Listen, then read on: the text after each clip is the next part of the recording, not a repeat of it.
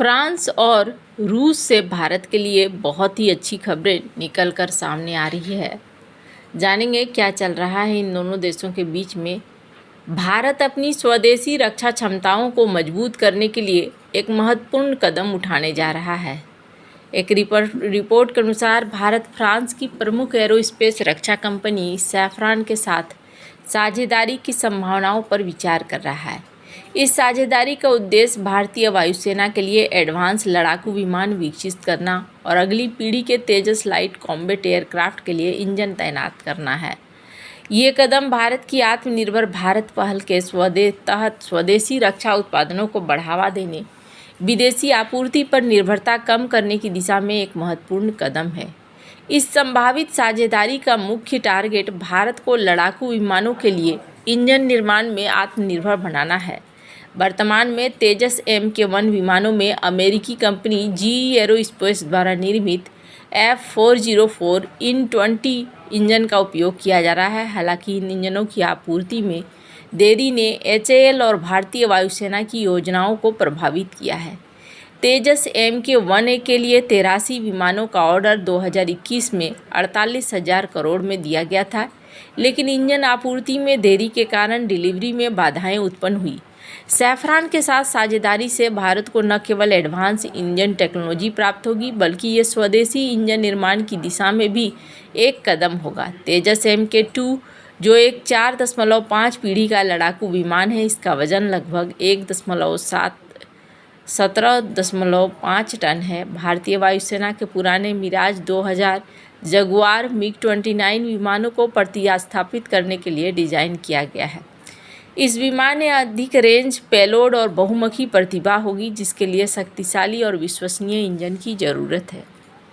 भारत का स्वदेशी jet engine विकसित करने का प्रयास नया नहीं है। 1980 के दशक में गैस टरबाइन रिसर्च एस्टेब्लिशमेंट ने कावेरी इंजन प्रोजेक्ट शुरू किया था, जिसका उद्देश्य तेजस LCA के लिए एक स्वदेशी इंजन विकसित करना था। इस प्रोजेक्ट की शुरुआत 1986 में हुई थी और इसे 1996 तक पूरा करने का टारगेट था। हालांकि तकनीकी चुनौतियों, विशेष रूप से आफ्ट बर्नर तकनीक और उच्च प्रदर्शन सामग्री की कमी के कारण कावेरी इंजन तेजस के लिए उपयुक्त साबित नहीं हुआ। कावेरी प्रोजेक्ट के दौरान भारत ने फ्रांस के सैफरन और अन्य अंतर्राष्ट्रीय कंपनियों के साथ टेक्नोलॉजी सहायता के लिए बातचीत की थी। सैफरन ने उस समय कुछ टेक्निकल सहायता प्रदान की थी, लेकिन पूर्ण तकनीक हस्तांतरण नहीं हुआ था। नतीजतन भारत को तेजस MK-1 के लिए GE F404 इंजन पर निर्भर रहा। इस अनुभव ने भारत को सिखाया कि स्वदेशी इंजन के लिए एडवांस तकनीक और अंतर्राष्ट्रीय साझेदारी जरूरी है। सैफरन के साथ प्रस्तावित साझेदारी कावेरी प्रोजेक्ट की कमियों को दूर करने की दिशा में एक कदम है। सैफरन पहले से ही भारत के साथ कई रक्षा परियोजनाओं में सहयोग कर रहा है।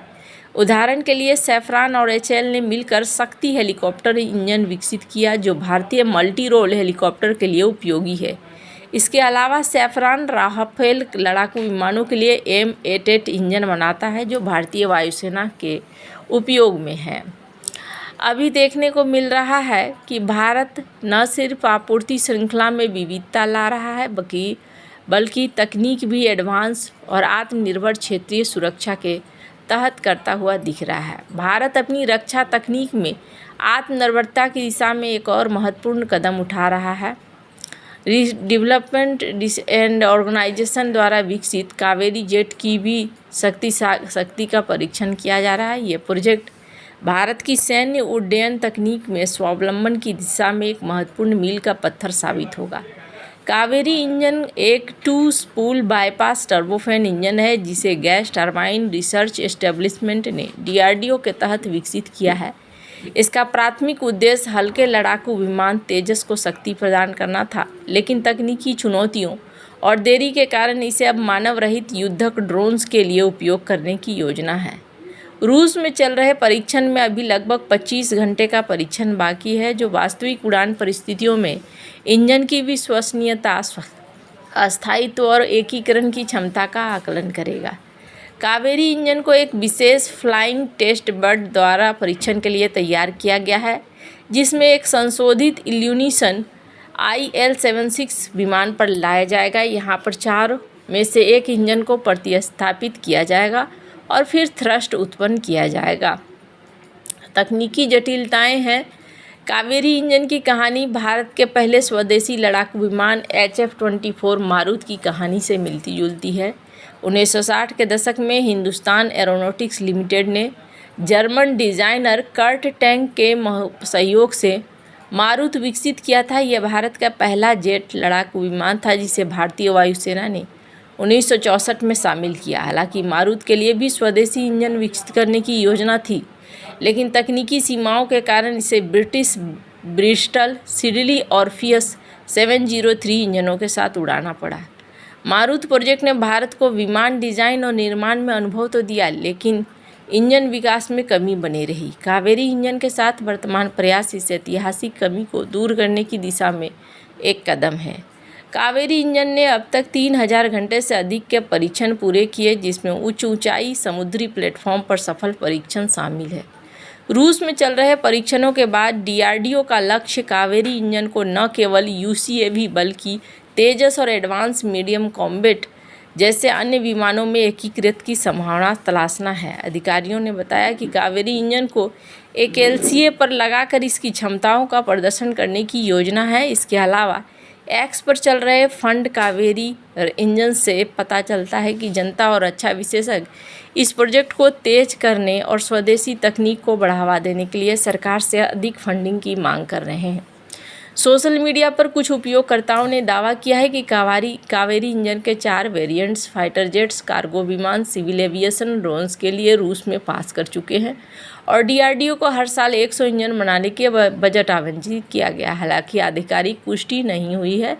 ये प्रोजेक्ट विदेशी इंजनों, विशेष रूप से अमेरिकी G404, G414 पर निर्भरता को कम करेगा, जिनकी आपूर्ति में देरी से तेजस प्रोग्राम को प्रभावित किया है।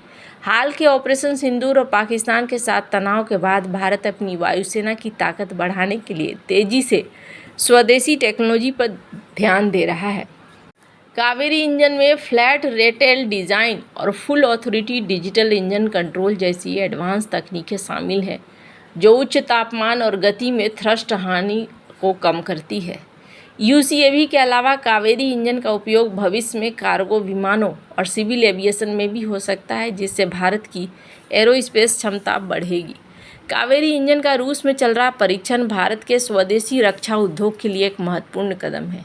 ऐतिहासिक रूप से मारुत और शुरुआती कावेरी प्रोजेक्ट की असफलताओं ने भारत को स्वदेशी इंजन विकास की जटिलताओं के बारे में बहुत कुछ सिखाया है।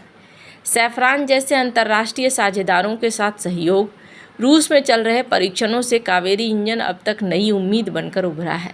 यदि यह प्रोजेक्ट सफल होता है तो यह न केवल भारत के UCAV प्रोग्राम को शक्ति देगा, बल्कि तेजस M का और अन्य विमानों के लिए भी एक विश्वसनीय स्वदेशी इंजन प्रदान करेगा।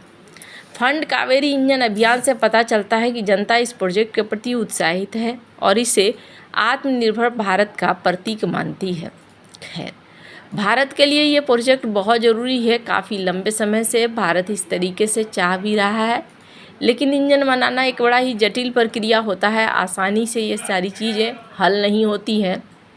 और जहाँ तक फ्रांस की बात है, तो फ्रांस के ऊपर जल्दी से भरोसा करना मुश्किल होता है, जिस तरीके से फ्रांस का अभी तक का इतिहास रहा है। पर माना जा रहा है कि भारत को आखिर किसी न किसी के ऊपर तो विश्वास करना होगा। भारत ने भी एमका के लिए अब अपने दरवाजे खोलने शुरू कर दिए हैं। कई देशों से कथित तौर पर मिलकर अब एमका प्रोजेक्ट को हल करने की बात भी चल रही है, जो भारत के लिए बहुत ज़्यादा ज़रूरी है। वैसे आपको क्या लगता है, इन सब मामले में आपकी क्या राय है, कमेंट कर ज़रूर बताएं। जल्द मिलते हैं अगले वीडियो में नई खबर के साथ।